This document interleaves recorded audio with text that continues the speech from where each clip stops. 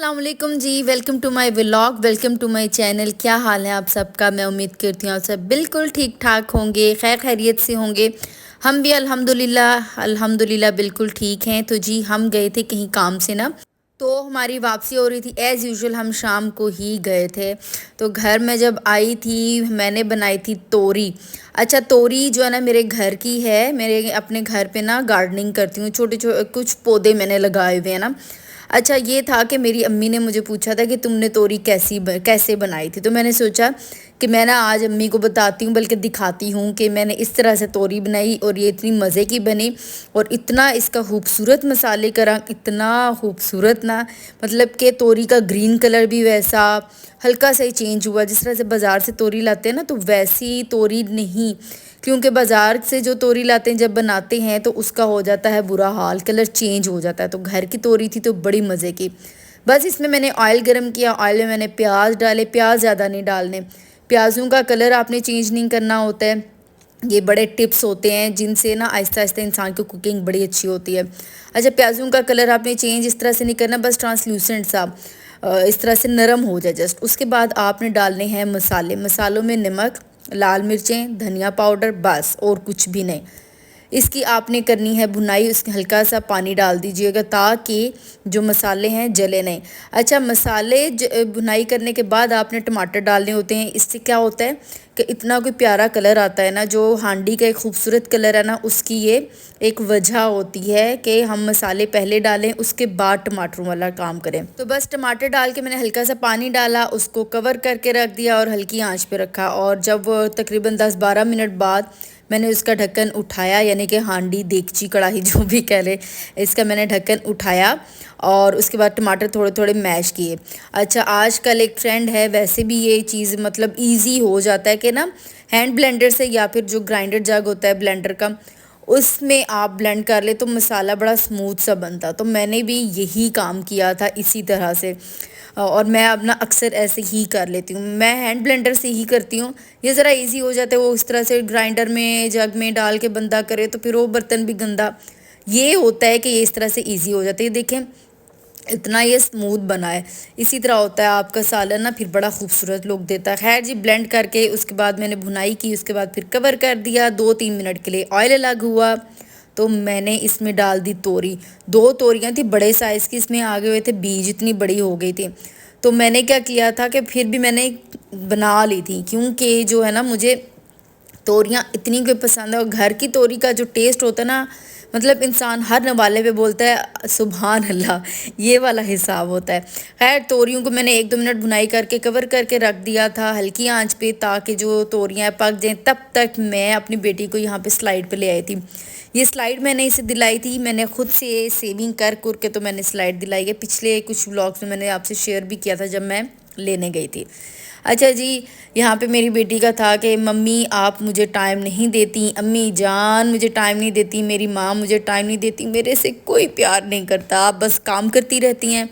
तो मैंने सोचा कि आज ना मैं इसको टाइम देती हूँ। अब मतलब अब कुछ दिनों से मेरी रूटीन मैंने ऐसे सेट कर लिया कि इसके उठने से पहले मैं काम कर लेती हूँ। तो जब ये उठती है ना, फिर मैं इसके साथ खेलती हूँ, क्योंकि इसके और सिबलिंग्स तो हैं नहीं, आप लोगों को पता है। तो इस वजह से मैं फिर इसको टाइम देती रहती हूँ। बस आधा घंटा मैं खेली इसके साथ। उसके बाद हम आ गए थे किचन में दोबारा। मैंने जल्दी से फिर सालन जो है देखा तो तोरियां अच्छी गल गई भी थी। आप भी देखिए कितना प्यारा रंग है, इसी तरह से खूबसूरत कलर आता है।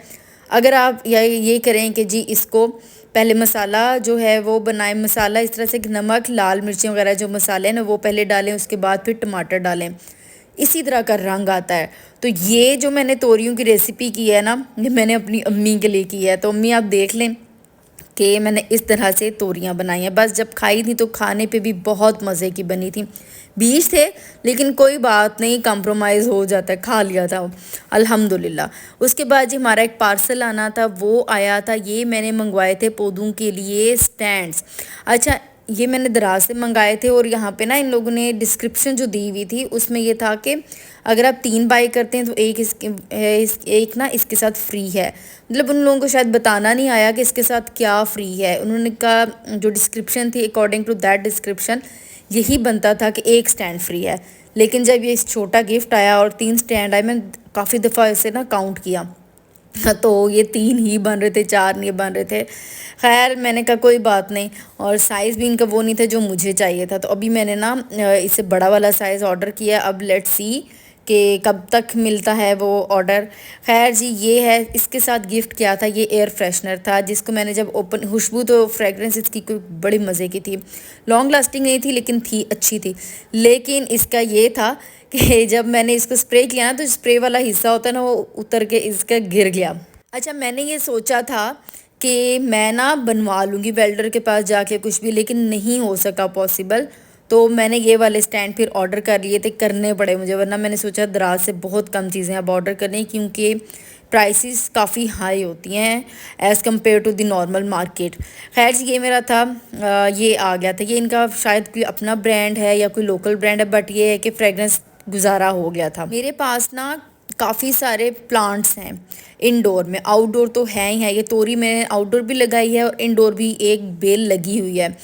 तो ये है कि मुझे, मेरा जी चाहता है कि खूबसूरत खूबसूरत लुक हो, ऐसे बेहंगम चीज़ें पड़ी हुई नज़र ना आए। तो ये 3 मैंने भी मंगाए हैं। इंशाल्लाह नेक्स्ट मंथ मैं इससे बड़े साइज़ वाले 1-2 मंगवाऊंगी इंशाल्लाह इंशाल्लाह, अगर अल्लाह ताला ने ज़िंदगी दी, खैर दी।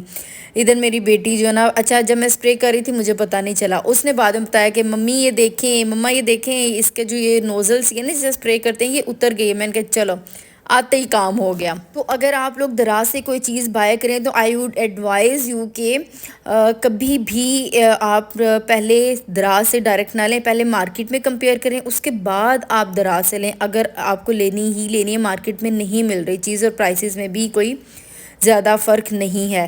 खैर जी ये था मेरा आज का व्लॉग। आपको अगर मेरा व्लॉग पसंद आया है तो मेरे चैनल को सब्सक्राइब कर दीजिएगा। नेक्स्ट व्लॉग में मिलेंगे, तब तक के लिए इजाज़त दीजिए। अल्लाह हाफिज़।